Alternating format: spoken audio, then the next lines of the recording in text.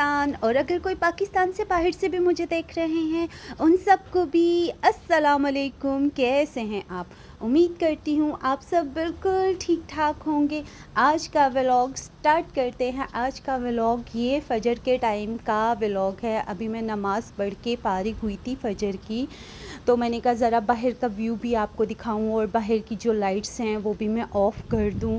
तो इससे मैं फिर कैमरा भी उठाया, साथ में आपको बाहर का मैंने कहा व्यू दिखाऊं ना कि कैसा है। तो ये देखें जी, इस टाइम ये फ़जर का वक्त है और इस वक्त का व्यू देखें। हल्की हल्की हवा चल रही है, बड़ा सुकून वाला माहौल होता है फ़जर का टाइम ना।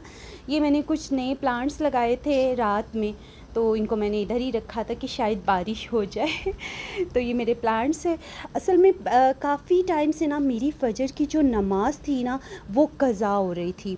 मतलब मैं बड़ी कोशिश भी करती थी, आँख नहीं खुलती थी या लेट खुलती थी, तो मेरी ना नमाज़ बड़ी क़ज़ा हो रही थी। और मुझे इस चीज़ का शिद्दत से ना दुख हो रहा था कि हम हर कामों के लिए टाइम निकालते, मेरी फ़जर की नमाज़ क्यों नहीं मतलब टाइम पे अदा हो रही ना।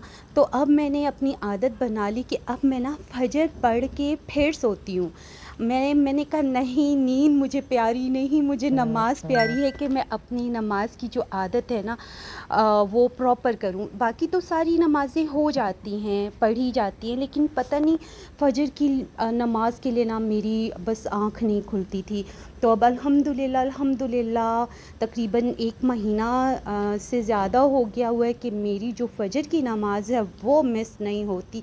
टाइम से अज़ान होती है और मेरी फ़जर की नमाज़ हो जाती है, तो उसकी फिर इतनी खुशी होती है। और फिर जब उसके बाद मैं नमाज़ कुरान पढ़ के सोती हूँ, आप यकीन करें मैं इतनी सुकून की नींद सोती हूँ कि बस मत ही पूछे ना। तो जी, व्लॉग की तरफ आते हैं। आपने वो देखा, वो मैंने लाइट्स वगैरह बंद की, उसके बाद मैं सो गई। सुबह फिर जब उठे, नाश्ता किया और फिर वही मेरी हेल्पर आ गई, उसके साथ लग के फिर मैंने काम किया। डस्टिंग सारी क्योंकि मैं ख़ुद करती हूँ, तो फिर मैंने डस्टिंग वगैरह की, दरवाज़े साफ़ किए जैसे आप साथ साथ व्लॉग में देख रहे थे।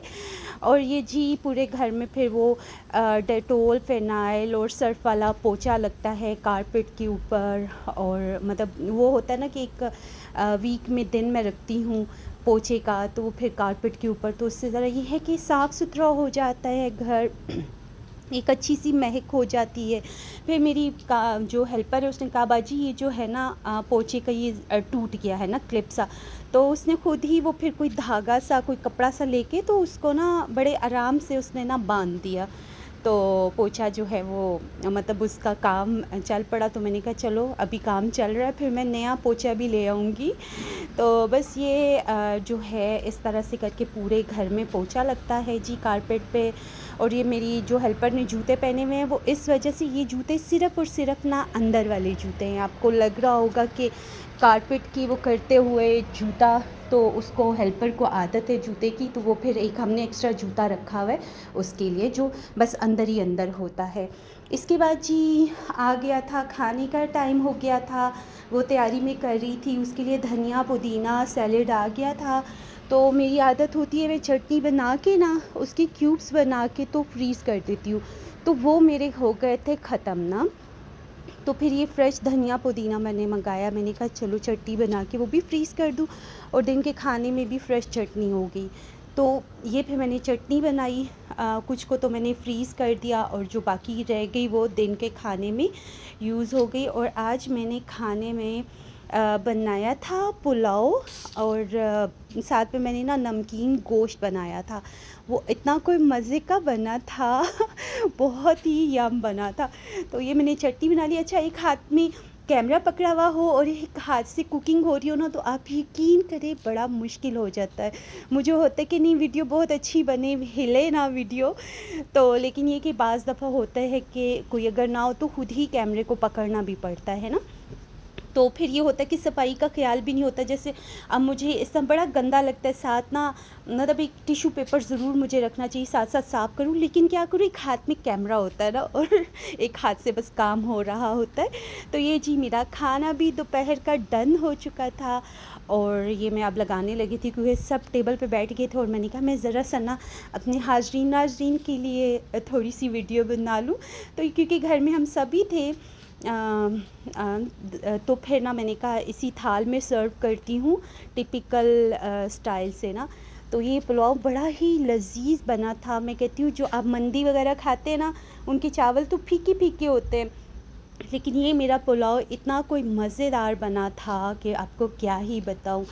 और साथ में नमकीन जो गोश्त है वो भी बड़ा ही लज़ीज़ बना था। ये देखिए जी, चेक करें।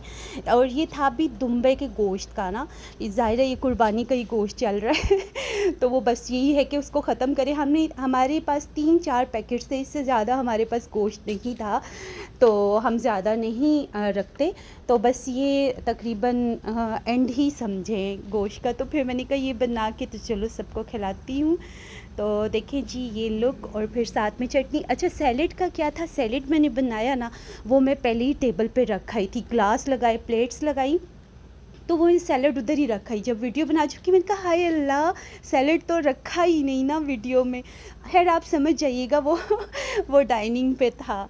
तो जी ये साथ में बना ली थी दाल। तो घर में किसी ना किसी को होता है कि गोश्त बने तो दाल और सब्ज़ी हमारे घर में लाजमी बनती है ना।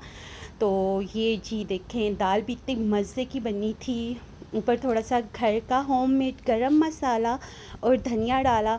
और ये देखिए जी हमारे खाने के शशके, माशाल्लाह से बहुत मज़ेदार खाना था।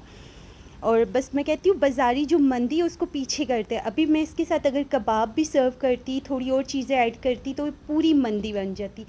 ओके जी, आज का था ये व्लॉग। उम्मीद करती हूँ आपको पसंद आया होगा। अगर पसंद आए तो प्लीज़ मेरे चैनल को लाइक शेयर सब्सक्राइब ज़रूर कर दें। फिर मिलते हैं, तब तक के लिए अल्लाह हाफ़िज़।